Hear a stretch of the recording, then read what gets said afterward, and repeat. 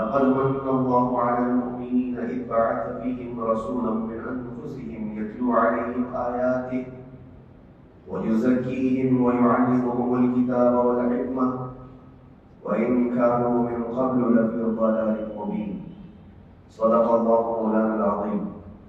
بارگاہ رسالت میں آپ صلی اللہ علیہ وسلم میں درود پاک کا ہدیہ پیش کریں. اللهم صل على سيدنا محمد وعلى آله والكرم وآله وصحبه الكرام النبي الكريم وبارك وسلم صلاة دائمة سرمدا أبدا. عزیزان گرامی وقار، اللہ عز و جل قرآن عظیم میں اپنے احسان کا ذکر فرما رہا ہے. ویسے تو پوری کائنات کا ذرہ ذرہ چپا چپا اللہ کے احسان کے تلے. اگر اللہ تعالیٰ کا کرم نہ ہو تو ہم ایک سانس بھی اس کائنات میں نہیں لے سکتے. اس کے احسان پر ہی پوری کائنات قائم ہے. اور اللہ تعالیٰ نے ہمیں زندگی کی جتنی بہاریں عطا کی ہیں وہ سب اس کے احسان کے تلے. لیکن رب تبارک و تعالیٰ نے کہیں ان سب احسانات کا ذکر نہیں فرمایا کہ تمہیں ہاتھ دیا، پیر دیا، آنکھ دیا، ناک دیا، یا پھر تمہیں ماں باپ دیا، اولاد دیا، رشتہ دیا، گھر دیا، اس پر میں احسان تمہیں جتاتا نہیں. اللہ تبارک و تعالیٰ ایک جگہ اپنے احسان کا ذکر فرما رہا ہے. لقد من اللہ علی المؤمنین، مومنوں پر اللہ کا بڑا احسان ہے کہ ان کے بیچ میں اللہ نے اپنا ایک محبوب رسول پیدا کیا. اور یقیناً یہ احسان والا ہے، احسان والا ہے، احسان ہے کہ اللہ تعالیٰ نے ہم گنہگاروں کے بیچ اس رسول محترم صلی اللہ علیہ وسلم کو جو پیدا فرمایا. آپ کو اندازہ ہے کہ میرے عزیزوں اس کائنات کی پر تاریخ میں اگر جائیں تو بہت سارے واقعات رونما ہوئے ہیں، بہت سارے معاملات ہوئے ہیں کہ یہ فرش ہی پر آدم علیہ السلام سے لے کر عیسیٰ علیہ السلام تک جتنے انبیاء آئے ان کی امتیں بھی ہوئیں، معاشرے بھی ہوئے، کمیونٹیز قائم رہیں. لیکن کئی مرتبہ عذابات بھی آئے، کئی مرتبہ ہولناک اور دردناک پکڑ بھی ہوئی ہے قوموں کی. وجہ کیا تھی کہ جب جب کوئی قوم گمراہ ہوتی تو اللہ کا عذاب آتا، نبیوں کو جھٹلاتی تو اللہ کا عذاب آتا. حضرت نوح علیہ السلام کی قوم پر اللہ تعالیٰ نے طوفان کا عذاب بھیجا. وجہ کیا تھی کہ وہ قوم اپنے نبی کو جھٹلانے لگ گئی تھی. وہ اپنے نبی کو یوں بھی کہتی تھی کہ کیسے رسول ہیں، ہمارے ساتھ کھاتے پیتے ہیں، عام انسانوں کی طرح تو ہیں. رسول کو اپنے جیسا کہہ رہے تھے. حضرت صالح علیہ السلام کی قوم نے نافرمانی کی. حضرت شعیب علیہ السلام کی قوم ناپ تول میں کمی کرتی تھی، منع کرنے کے باوجود بھی وہ اسی گناہ میں مبتلا رہے. حضرت لوط علیہ السلام کی قوم بدکاری میں مبتلا رہی. اسی طرح سے حضرت موسیٰ علیہ السلام کی قوم کئی مرتبہ نافرمانیاں اور ان کی توبہ پھر گناہ، توبہ پھر گناہ، پھر عذابات آتے تھے. عذابات کا اگر میں ذکر کروں تو کبھی طوفان کا عذاب، کبھی نوکیلے پتھر برسائے گئے، نوکیلے پتھر برسائے گئے اور زمین کو الٹ کر کے پلٹ دیا گیا. یہ قرآن پاک میں اللہ تعالیٰ نے فرمایا فَجَعَلْنَا عَالِيَهَا سَافِلَهَا وَأَمْطَرْنَا عَلَيْهِمْ حِجَارَةً مِّن سِجِّيلٍ. ہم نے ان پر نوکیلے پتھروں کی بارش کر دی اور ان کے اوپر والے حصے کو اٹھا کر کے نیچے کر دیا گیا. اور حضرت شعیب علیہ السلام کی قوم پر سخت تیز ایسی آندھیاں چلائی گئی اور چیخ ایک فرشتے کی آواز کے ذریعے سے ان کے کانوں سے بھیجے باہر آ گئے تھے. یہ بھی عذاب آیا. ایک قوم تھی جس پر اللہ تعالیٰ کا ایسا عذاب آیا کہ ان کے چہرے بندر کے بنا دیے گئے تھے. کونوا قردۃ خاسئین، اللہ نے فرمایا دھتکارے ہوئے بندر ہو جاؤ، سب بندر بن گئے تھے. یہ عذابات کنٹینیو آتے رہے ہیں. وجہ کیا تھی کہ وہ اپنے نبی کو جھٹلاتے یا اپنے نبی کی نافرمانی کرتے، کچھ ایسے گناہوں میں مبتلا رہتے جو رب ذوالجلال کے غضب کو دعوت دیتے. لیکن اے مسلمانوں، کیا اس کائنات میں جب ہم زندگی گزار رہے ہیں وہ گناہ نہیں ہے؟ کیا وہ گناہ ختم ہو گئے؟ کیا نوح علیہ السلام کی قوم جس طرح سے اپنے نبی کو جھٹلاتی تھی آج وہ قوم جھٹلانے والی نہیں ہے؟ اپنے نبی کو جھٹلانے والے دو پیر کے جانور آج بھی کئی جگہ آپ کو نظر آئیں گے. وہ شروع سے لے کر حضور پاک کی زندگی پر اعتراض کرنے والے کتنے ایسے بھونکنے والے کتے آپ کو نظر آئیں گے۔ انسانوں کی بات کر رہا ہوں، نبی کی گستاخی کرنے والے موجود ہیں، ناپ تول میں کمی کرنے والے موجود ہیں، بدکاری اور زنا اور فحاشی کرنے والے موجود ہیں، چوری ڈکیتی اور پتہ نہیں کیا کیا تمام تر فواحش میں مبتلا لوگ آج بھی ہیں یا نہیں ہیں۔ لیکن کیا کبھی اس امت میں کوئی بندر بن گیا، کوئی خنزیر بن گیا؟ کیا اس امت پر کبھی آسمانوں سے نوکیلے پتھروں کی بارش آ گئی؟ کیا کبھی زمین پھٹ کر کے سارے لوگ دھس گئے؟ یہ سارے عذابات اب نہیں آتے۔ وجہ کیا ہے؟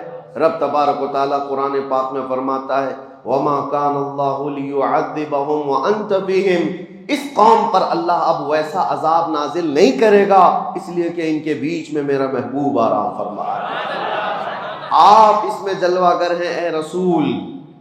اب اس سے دو چیزیں ثابت ہوتی ہیں، یہ آیت سے دو چیزیں ثابت ہوتی ہیں۔ اللہ کیا فرما رہا ہے؟ ایسا عذاب، ویسا عذاب نہیں آئے گا جیسا پہلے آتا تھا، اس لیے کہ وَأَنْتَ فِيهِمْ وَأَنْتَ فِيهِمْ، حضور کو مخاطب کر کے اللہ فرما رہا ہے آپ ان کے بیچ میں ہیں، آپ ان کے درمیان میں ہیں۔ اب اس سے دو چیزیں ثابت ہوئی، ایک تو عذاب کا نہ آنا۔ اگر لوگ یہ کہتے ہیں کہ چلو حضور کو ہی اللہ نے مخاطب کر کے کہا تھا، حضور کے زمانے کے لیے کہا تھا، جب حضور موجود تھے تو اللہ فرما رہا ہے آپ ان کے بیچ میں ہیں۔ اب حضور کی جب وفات ہو گئی، حضور چلے گئے اپنی قبر پاک میں، تو اس کے بعد ایک 1300 سال سے زیادہ کا عرصہ گزرا کہ نہیں گزرا؟ اتنا لمبا عرصہ گزر گیا ہے، تو پھر ابھی بھی وہ قانون باقی کیوں ہے؟ وہ حضور کے لیے کہا گیا تھا آپ ان کے بیچ میں ہیں، تو حضور جب تک تھے تو عذاب نہیں آنا چاہیے تھا۔ حضور جب تک ہیں کسی کو بندر نہیں بنایا گیا، حضور جب تک ہیں کسی کو زمین میں نہیں دھسایا گیا۔ حضور صلی اللہ علیہ وسلم جب قبر پاک میں چلے گئے تو پھر ویسی عذابات آنا چاہیے تھا، آسمان سے پتھر برسے، آگ برسے، پھر لوگوں کے چہرے بندروں کے ہو جائیں، لیکن عذابات نہیں آتے۔ وہ قانون آج تک چل رہا ہے اور قیامت تک چلے گا اللہ کا وہ قانون۔ وجہ یہ ہے کہ حضور پاک صلی اللہ علیہ وسلم کو جو اللہ نے فرمایا وہ انت فیہم، آپ ان کے بیچ میں ہیں، اس کا مطلب 63 سال ہی نہیں، قیامت تک آپ ان کے بیچ میں زندہ ہیں۔ یہی تو سنیوں کا عقیدہ ہے، تو زندہ ہے واللہ، تو زندہ ہے واللہ، میری چشم عالم سے چھپ جانے والے ہیں۔ وہ صرف پردہ فرمائے ہوئے ہیں، وہ آج بھی ہمارے بیچ میں موجود ہے، آج بھی بیچ میں ہمارے موجود ہیں۔ لوگوں کو جو کھجلی ہوتی ہے کہاں ہے؟ جب ہم سنی اس طرح کے عقیدے کی بات کرتے ہیں تو کہتے ہیں کہاں ہیں رسول، کہاں ہیں، ادھر ہیں کہ ادھر ہیں؟ مذاق میں اس طرح کی باتیں کرتے ہیں۔ کئی لوگوں کو دیکھا گیا مذاق کرتے ہیں، کیا دکھ رہا ہے تم کو، دکھ رہا ہے ہم کو، دکھ رہا ہے؟ نادان، تجھے کیا دکھے گا؟ حضور پاک صلی اللہ علیہ وسلم جب ہجرت فرما رہے تھے، یاد ہے تاریخ، مکہ سے مدینے کی طرف جا رہے تھے، رات کا وقت تھا، پورے کفار گھر کو گھیرا کیے ہوئے کھڑے تھے اور حضور ان کے بیچ میں سے نکل کر جا رہے تھے۔ واقعہ معلوم ہے، حضور ان کے بیچ میں سے جا رہے تھے، کنکریاں اٹھا کر اس طرح ماری تھی، یہ نہیں کہ کسی کے منہ پہ مارا، وہ ہوا میں اچھالی تھی، لیکن سب کے سب اندھے تھے، کوئی نہیں دیکھ پا رہا تھا۔ لیکن حضور صلی اللہ تعالیٰ علیہ وسلم کے ساتھ حضرت علی تھے، حضرت علی بھی دیکھ رہے تھے۔ حضور حضرت ابو بکر کے گھر گئے، ابو بکر بھی دیکھ رہے تھے۔ پتہ یہ چلا کفار و مشرکین کو یہ ذات نور نظر نہیں آتی ہے، اور جو اہل ایمان ہیں وہ دل کی قلب کی نگاہوں سے دیکھے تو سب نظر آتا ہے۔ آج جو یہ کہتے ہیں سنیوں، تم کہتے ہو کہاں ہیں حضور، آتے ہیں حضور جاتے ہیں، ہمیں تو نہیں نظر آتے۔ کہاں سے نظر آئے؟ دل کے کفر کو دور تو کرو، دل کے بغض کو دور تو کرو۔ ہم تو یہ کہتے ہیں وہ آئیں گے، آتے ہوں گے، ابھی آئیں گے، یہی سوچ کے ہم نے محفل کو سجا رکھا ہے۔ سنا ہے آپ ہر عاشق کے گھر تشریف لاتے ہیں، میرے گھر میں بھی ہو جائے چراغاں یا رسول اللہ۔ یہ طلب ہماری کس لیے ہے؟ ہماری طلب صرف حضور پاک کے دربار میں اسی لیے ہے کہ ہم ان کو زندہ جاوید اپنے درمیان موجود رسول تسلیم کرتے ہیں۔ اگرچہ اللہ تعالیٰ کے وعدے کے مطابق جو موت آنی ہے وہ سب کو آنی ہے، وہ حضور کو بھی آئی، انبیاء کو بھی آئی۔ اجل آنی ہے، فقط اتنی کہ آنی ہے۔ انبیاء کو بھی اجل آنی ہے۔ اعلیٰ حضرت فرماتے ہیں انبیاء کو بھی اجل آنی ہے۔ اجل کس کو کہتے ہیں؟ موت کو۔ انبیاء کو بھی اجل آنی ہے، مگر اتنی کہ فقط آنی ہے۔ آنی کا مطلب کیا ہوتا ہے؟ آن ایک سیکنڈ کو کہا جاتا ہے، ایک سیکنڈ کو آن کہا جاتا ہے۔ اور اعلیٰ حضرت فرما رہے ہیں انبیاء کو بھی اجل آنی ہے، مگر اتنی کہ فقط آنی ہے، ایک سیکنڈ کے لیے آنی ہے، اس کے بعد ان کی زندگی ہے۔ آج ہمارے درمیان حضور پاک صلی اللہ تعالی علیہ وسلم کی بعثت اور ان کی ولادت پاک کا 1500 سالانہ جشن منایا جا رہا ہے۔ یہاں بہت ساری باتیں آتی ہیں۔ کچھ لوگ کہتے ہیں کہ دیکھو روایات تو بتاتی ہیں کہ حضور 8 ربیع الاول کو پیدا ہوئے تھے، کچھ کہتے ہیں کہ 12 کو، کچھ کہتے ہیں 17 کو، اختلاف ہے روایات میں۔ اعلیٰ حضرت نے بھی لکھا ہے، تو ہم سے بھی کہتے ہیں کہ آپ کمنٹس میں، میسیجز میں، کہ آپ 12 کو ہی پکڑ کے کیوں چلتے ہیں؟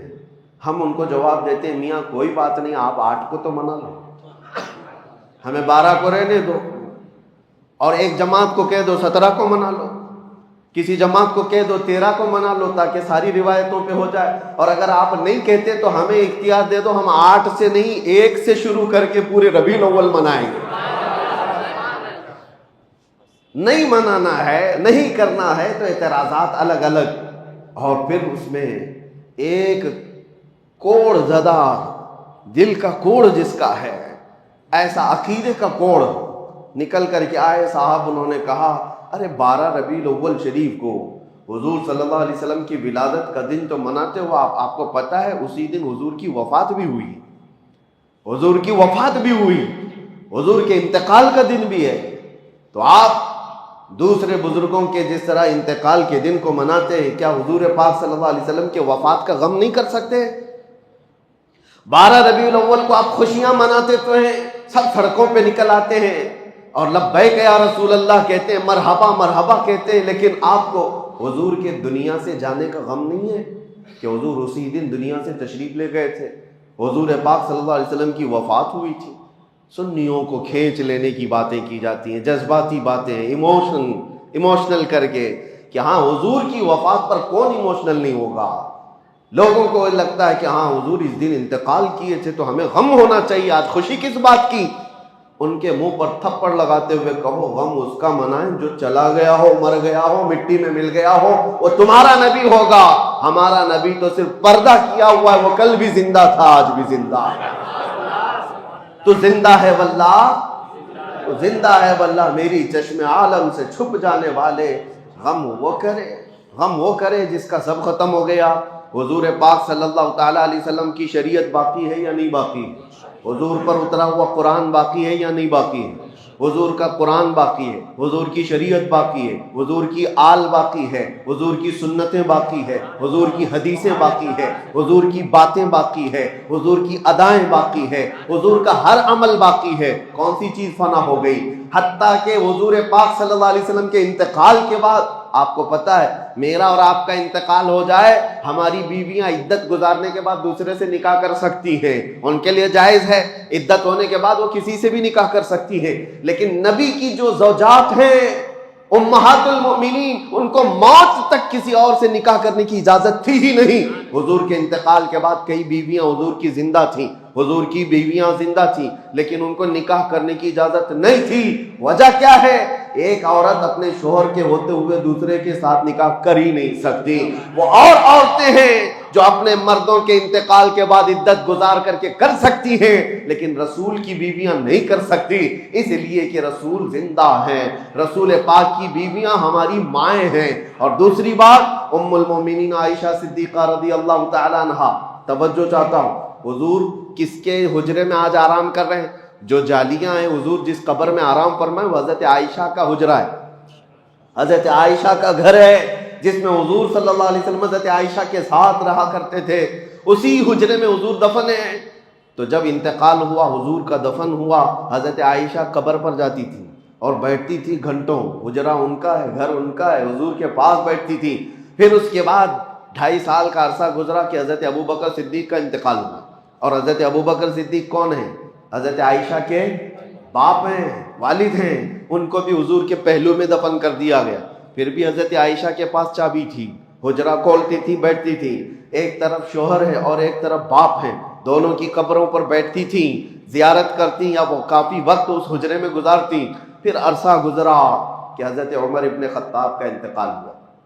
انتقال سے پہلے حضرت عمر نے وصیت کی تھی، انتقال سے پہلے حضرت عمر نے وصیت کی تھی کہ ام المومنین عائشہ صدیقہ سے اجازت لے لینا، اگر وہ اجازت دے تو مجھے حجرے میں دفن کرنا، نہیں تو عام قبرستان میں مجھے دفن کر دو، جنت البقیع میں۔ لوگوں نے آ کر کے حضرت عائشہ سے پوچھا، عمر کی خواہش ہے اندر دفن ہونے کی، آپ کیا کہتی ہیں؟ حضرت عائشہ کہتی ہوں میں نے اپنے لیے رکھی تھی لیکن عمر کو میں ترجیح دیتی ہوں، عمر ابن خطاب کے لیے وہ جگہ دے دیتی ہوں، چابی دے دیا۔ حضرت عمر ابن خطاب جب دفن ہوئے تو اس حجرے میں اب 3 قبریں ہیں، پتہ ہے نا، حضور صلی اللہ علیہ وسلم، پھر حضرت ابوبکر صدیق، پھر حضرت عمر ابن خطاب، پھر حجرہ بند ہو گیا۔ حضرت عائشہ صدیقہ رضی اللہ تعالیٰ عنہ کے پاس جو چابی تھی وہ آپ نے دے دی امت کے حوالے، اور اس کے بعد قبر کے پاس نہیں جاتی تھی، کبھی نہیں جاتی تھی، کبھی نہیں جاتی۔ اب پوچھو میرے عزیزو، حضرت عائشہ سے پوچھا گیا کہ آپ تو پہلے ہر دن جاتی، قبر کے پاس بیٹھتی، وقت گزارتی، اب کیوں نہیں جاتی؟ حضرت عائشہ کہتی ہیں پہلے تو رسول اللہ تھے، میرے شوہر ہیں، میرے باپ ابو بکر تھے، میرے باپ ہیں، وہ میرے محرم تھے۔ جب سے حضرت عمر آ گئے میرے لیے وہ غیر محرم ہے، میں ان سے پردہ کرنے کی وجہ سے نہیں جاتی ہوں، زندگی میں بھی ان سے پردہ کرتی تھی اس لیے نہیں جاتی ہوں۔ اب حضرت عائشہ سے کوئی سوال تو کرے، پردہ کس سے ہوتا ہے؟ پردہ زندوں سے ہوتا ہے کہ مردوں سے ہوتا ہے؟ ام المومنین عمر ابن خطاب سے پردہ کر کے بتا رہی ہے کہ عمر ابن خطاب اپنی قبر میں دیکھ رہے ہیں جو آ رہا ہے، جو جا رہا ہے۔ جب عمر سے حضرت عائشہ کا عقیدہ یہ ہے تو پھر حضور پاک کی حیات کا عالم کیا ہوگا؟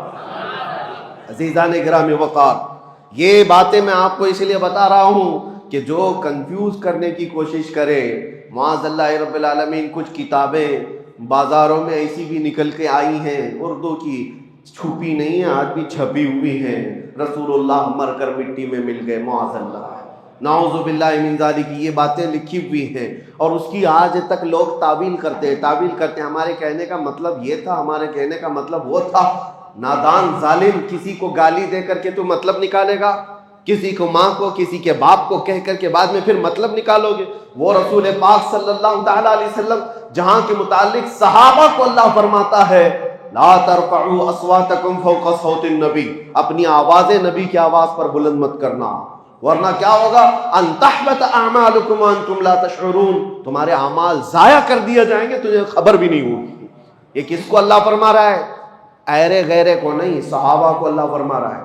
صحابہ جو امت کے سب سے اعلیٰ انسان تھے ان کو اللہ فرما رہا ہے نبی کے دربار میں بیٹھو تو آوازیں اونچی نہ کرو ان کے لیے، اور تم کتابوں میں کچھ بھی لکھ مارو اور پھر کہو کہ ہمارا مقصد یہ نہیں تھا، ہمارا مطلب یہ نہیں تھا۔ وہ صحابہ کرام حضور صلی اللہ تعالیٰ علیہ وسلم کی بارگاہ میں کیا کہتے تھے پتہ ہے؟ راعینا یا رسول اللہ، جب انہیں کوئی بات سمجھ میں نہیں آتی تو کہتے تھے راعینا یا رسول اللہ، ہماری رعایت کیجئے اللہ کے رسول۔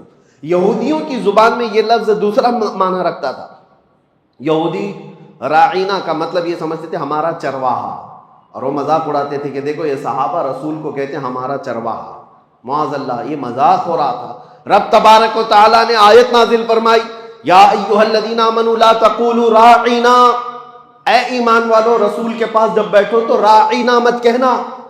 پھر اللہ خود ادب بھی سکھاتا ہے، کیا کہنا چاہیے؟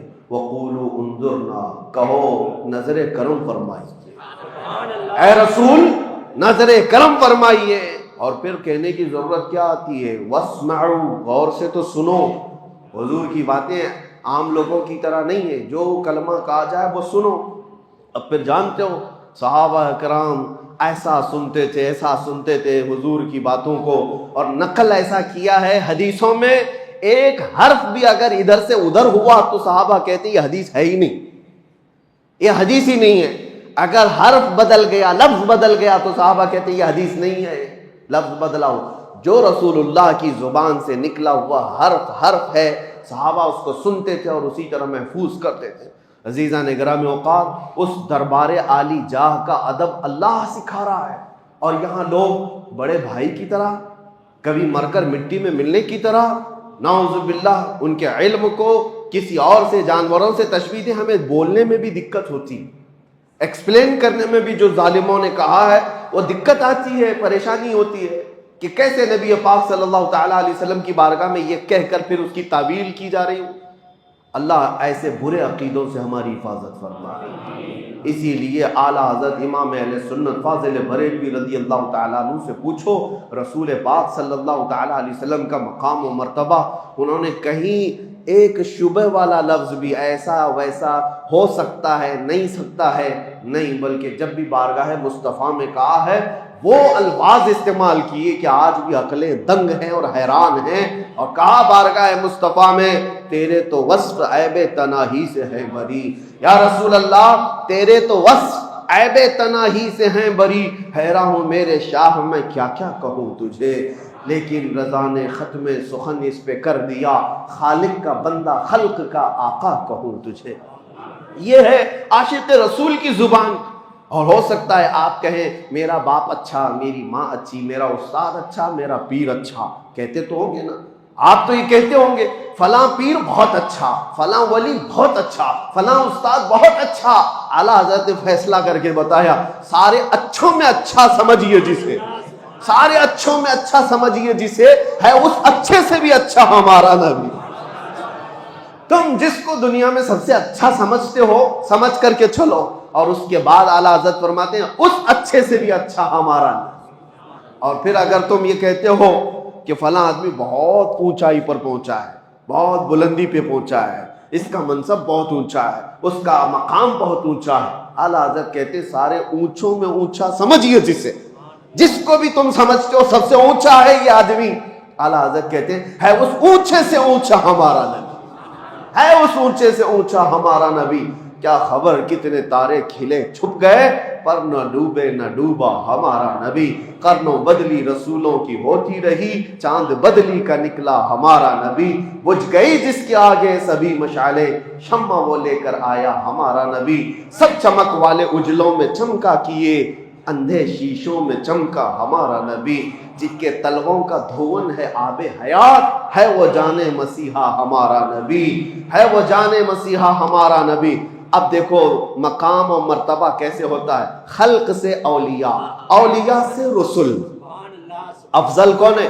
خلق کا مطلب مخلوق، یہ ساری مخلوق سے افضل کون ہے؟